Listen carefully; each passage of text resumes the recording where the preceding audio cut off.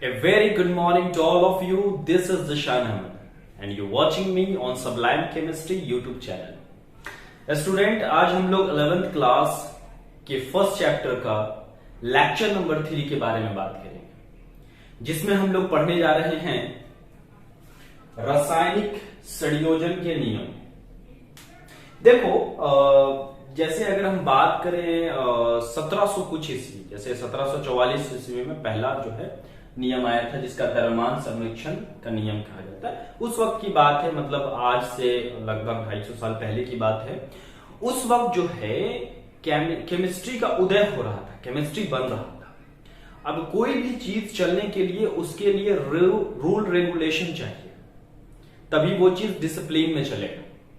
तो कुछ साइंटिस्ट जैसे लेवोइजर, जॉन डाल्टन, प्राउस्ट, एवोगाडो, इन लोगों ने मिलकर के कुछ नियम दिया। सब साइंटिस्ट ने अपना अपना कुछ रूल रेगुलेशन दिया, कुछ नियम दिया, जिससे केमिकल कॉम्बिनेशन होता है। केमिकल कॉम्बिनेशन माने रासायनिक संयोजन, मतलब कार्बन और ऑक्सीजन से अभिक्रिया कर करके कार्बन डाइऑक्साइड देता है। तब उसमें कौन कौन सा नियम लगेगा वो हम लोग यहां पे पढ़ने वाले हैं। मतलब किसी तरह का रासायनिक अभिक्रिया आ जाए, उसमें किस तरह का नियम लगता है, उसके बारे में हम लोग पढ़ेंगे। तो आपके सामने ये टोटल 5 नियम है, जिसमें पहला नियम कहता है द्रव्यमान संरक्षण का नियम। ठीक है, पहले नियम देख लें, 5 नियम एक एक करके, फिर हम लोग एक एक करके डिटेल से पढ़ेंगे उसके बारे में। ओके, चले। तो पहला नियम क्या है? अच्छा, हाँ, रासायनिक संयोजन के नियम को इंग्लिश में कहते हैं लॉ ऑफ केमिकल कॉम्बिनेशन। देखो, अगर आप हिंदी मीडियम में पढ़ रहे हैं, अच्छी बात है, लैंग्वेज डजंट मैटर, लेकिन आपको उसका इंग्लिश वर्ड मालूम होना चाहिए। आप याद ना करें, लेकिन इंग्लिश वर्ड ध्यान में होना चाहिए। इंग्लिश वर्ड ध्यान में होने से क्या होगा कि आपको हर जगह पर अपने अंदर एक कॉन्फिडेंस होगा। चले देखते हैं। तो सबसे पहली बात, रासायनिक संयोजन के नियम को कहते हैं लॉ ऑफ केमिकल कॉम्बिनेशन। ठीक है, पहला जो नियम है वो है द्रव्यमान संरक्षण का नियम। ठीक है, क्या होता है वो डिटेल से हम लोग बात करेंगे। ओके, चलिए, जिसको इंग्लिश में कहते हैं law of conservation of mass. चलिए, दूसरा नियम अगर देखा जाए तो स्थिर अनुपात का नियम। ठीक है, जिसको इंग्लिश में कहते हैं law of definite proportion. Okay, अच्छा, डेफिनिट को हम कांस्टेंट भी यहां लिख सकते हैं। तीसरा कहता है गुणित अनुपात का नियम, जिसको इंग्लिश में कहते हैं law of multiple proportion. Okay, and the number 4 is, जिसको कहते हैं व्युत्क्रम अनुपात का नियम, जिसको इंग्लिश में कहते हैं लॉ ऑफ रेसिप्रोकल। रेसिप्रोकल उल्टा, व्युत्क्रम प्रोपोर्शन। और लास्ट जो है गैसीय अनुपात का नियम, जिसको कहते हैं इंग्लिश में लॉ ऑफ गैसेस। अब जो है हम लोग एक एक करके, जैसे पहला नंबर क्या है, द्रव्यमान संरक्षण का नियम। तो द्रव्यमान संरक्षण का नियम है क्या, इसमें कौन कौन से फॉर्मूले आते हैं, किस तरीके से ये नियम, किस साइंटिस्ट ने इस नियम के बारे में बताया, वो सब हम लोग डिटेल से अब पढ़ेंगे। तो चलिए, इसको आप नोट कर लें या स्क्रीनशॉट ले लें, फिर हम लोग बात करेंगे एक एक नियम, स्पेशल एक एक नियम के बारे में। ओके, स्पेशली चलिए, तो हम लोग पहले नियम के बारे में बात करेंगे। और जो पहला नियम है आपके सामने है द्रव्यमान संरक्षण का नियम, जिसको इंग्लिश में कहते हैं law of conservation of mass. Okay, तो इसमें सबसे पहले ये बात कर लिया जाए कि आखिर इस नियम को दिया किसने था, मतलब इस नियम को देने वाले साइंटिस्ट कौन थे। तो ध्यान देना, पहला पॉइंट यही लिखने जा रहे हैं, इस नियम को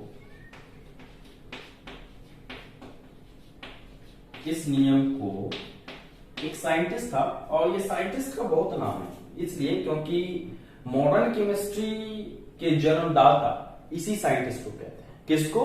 ध्यान देना, इस नियम को लेवोइजर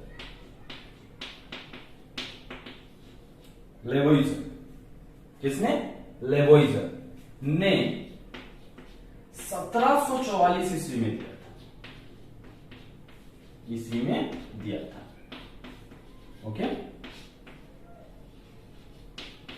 चले समझते हैं। सबसे पहली बात हमको पता चल गया कि इस नियम को किसने दिया था, लोइजर ने दिया था। ओके, लोइजर।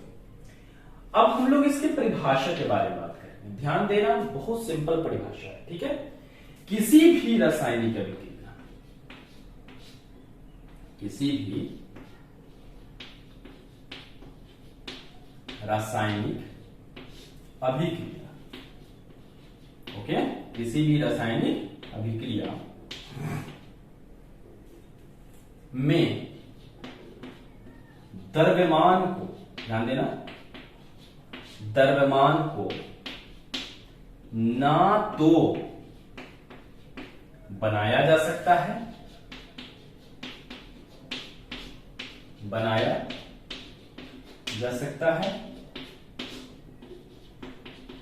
और अब बोलिए, इसके आगे तो आप खुद बहुत बता सकते हैं, और ना ही नष्ट किया जा सकता है, neither be created nor be destroyed, किया जा सकता है।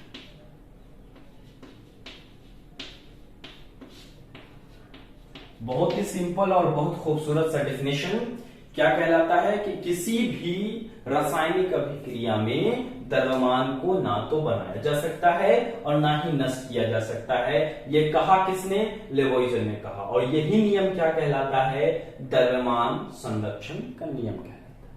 ओके, चलिए, तो इस अनुसार एक फॉर्मूला हम लोग क्रिएट करेंगे। आप ये जानते हैं कि कोई भी रासायनिक अभिक्रिया जो होता है तो उसमें जैसे मान के चलें कि ए बी आपस में रिएक्शन कर रहा है, तो सी दे रहा है या सी प्लस डी दे रहा है, तो इसको कहते हैं अभिकारक, सब लोग जानते हैं। ओके, और इसको कहते हैं प्रतिफल, ठीक हो। इंग्लिश में इसको रिएक्टेंट कहा जाता है और इसको प्रोडक्ट कहा जाता है। ध्यान देना, इस अनुसार हम लोग फॉर्मूला क्या बनाएंगे, देखो, अभिकारक का कुल द्रव्यमान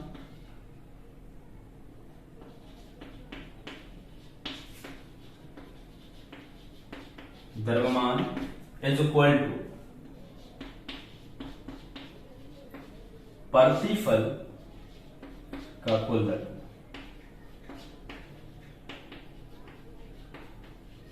ठीक है, मतलब ये हुआ कि अभिकारक जैसे ए और बी है, तो ए और बी मान के चले 2 ग्राम है और बी 2 ग्राम, तो 2 ग्राम मिल करके जो सी बना रहा है तो वो 4 ग्राम होना चाहिए। मतलब आप द्रव्यमान अगर मान के चले 10 ग्राम हो जा रहा है तो बोलेंगे दिए तो हम 4 ग्राम, हो गया 10 ग्राम, तो यहां पे द्रव्यमान तो बन जा रहा है, ठीक है। लेकिन यहां पे क्या कह रहा है कि द्रव्यमान को ना तो बना सकते हैं और ना तो ही नष्ट कर सकते हैं, तो बनना नहीं चाहिए। मान के चले 2 ग्राम दिए हैं, बन गया 3 ग्राम, तो बनना चाहिए था 4 ग्राम, बना 3 ग्राम, तो वो भी गड़बड़ हो जाएगा। तो यहां पे कहता है कि अभिकारक का कुल द्रव्यमान बराबर होगा प्रतिफल के कुल द्रव्यमान के। ओके, कैसे, चले किसी रासायनिक अभिक्रिया में हम लोग देख लेते हैं कि आखिर ये कैसे होता है। ठीक है, इसको नोट करें।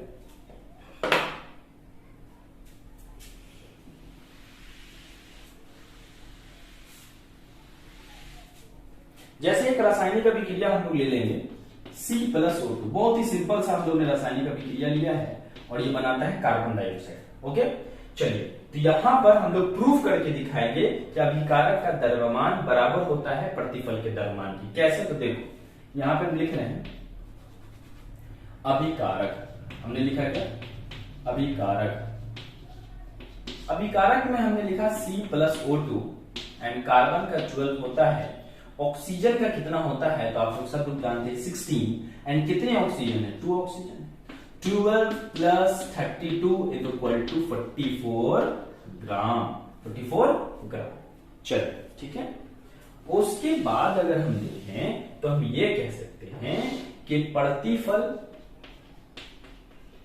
ओके, आप बताएं प्रतिफल कौन है, C+O2 की CO2, तो आपने जवाब देंगे CO2, कार्बन का होता है 12, ऑक्सीजन का 16 इंटू 2 हो जाएगा, फाइनली 12 प्लस 32 एंड फाइनली आ गया 44 ग्राम।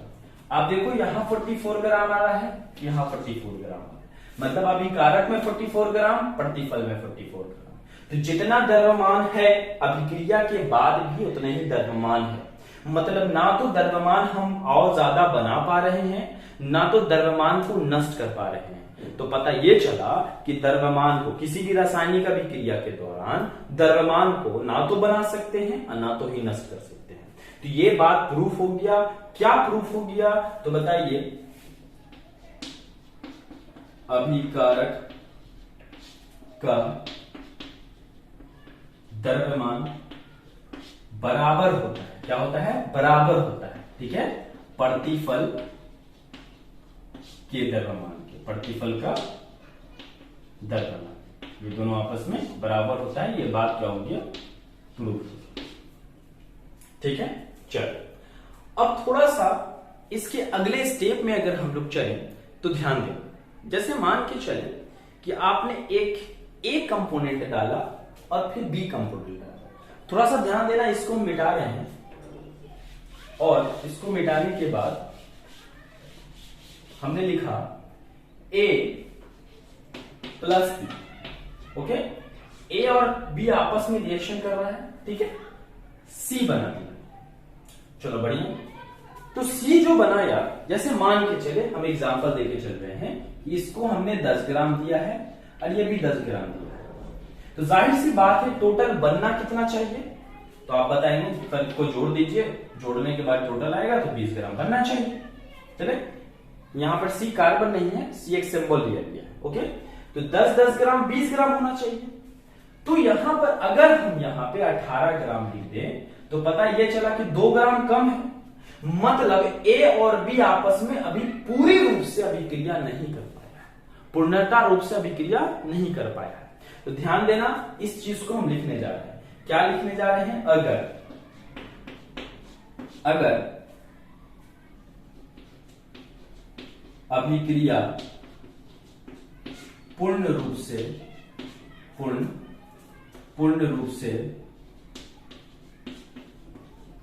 ना हुआ हो तो पूर्ण रूप से ना हुआ हो तो बताओ, बराबर करने के लिए तुमको 2 ग्राम जोड़ना पड़ेगा ना। ये 2 ग्राम तुम क्या जोड़ रहे हो? जो अभी अभिक्रिया करने के लिए बाकी है, जो अभिक्रिया नहीं किया है। ठीक है, ध्यान देना। तब फॉर्मूला क्या बनेगा? तो फॉर्मूला ये बनेगा, थोड़ा सा इसको मिटाया जाए और नया फॉर्मूला हम लोग यहां पे बनाएंगे। तो हम क्या बनाने जा रहे हैं वो देखना। फॉर्मूला ये बनेगा, अभिकारक का द्रव्यमान इज इक्वल टू प्रतिफल का द्रव्यमान। देखो ये फॉर्मूला कब लगेगा? अगर अभिक्रिया पूर्ण रूप से ना हुआ हो। अभी अगर अभिक्रिया क्या ना हुआ हो? पूर्ण रूप से, पूरा अभिक्रिया भी नहीं हुआ है, बाकी है। ठीक है ना, तो अभिकारक का द्रव्यमान इज इक्वल टू प्रतिफल का द्रव्यमान और प्लस में हम लोग लिखेंगे उस चीज को, ध्यान देना, वह अभिकारक का द्रव्यमान जो अभिक्रिया ना किया हो। मतलब ध्यान देना, अब इस पे हम लोग समझ सकते हैं। 10 ग्राम दिया तो बताइए 20 ग्राम सी बनाना चाहिए था ना, बनाया है 8 ग्राम। कहने का मतलब इसमें से हो सकता है 9 ग्राम आया होगा, इसमें से 9 ग्राम और 9 ग्राम मिलके 18 ग्राम, सॉरी 8 नहीं 18 ग्राम बनाया होगा। ठीक है, मतलब इसमें से 1 ग्राम अभी अभिक्रिया नहीं किया है, इसमें से 1 ग्राम अभी अभिक्रिया नहीं किया है। तो ये जो अभिक्रिया नहीं किया है वो आकर के इसमें जुड़ेगा, तो 1 + 1 तो 2 को इसमें जोड़ेंगे। तो वही हमने लिखा कि अभिकारक का द्रव्यमान इज इक्वल टू प्रतिफल का द्रव्यमान। लेकिन अगर पूर्ण रूप से अभिक्रिया नहीं हुआ तो इसमें क्या जुड़ेगा? वह अभिकारक का द्रव्यमान जो अभिक्रिया ना किया हो। समझ में आई बात? ये आपका पूरा फुल नॉलेज हो गया। किसके बारे में? तो हो गया द्रव्यमान संरक्षण नियम के बारे में।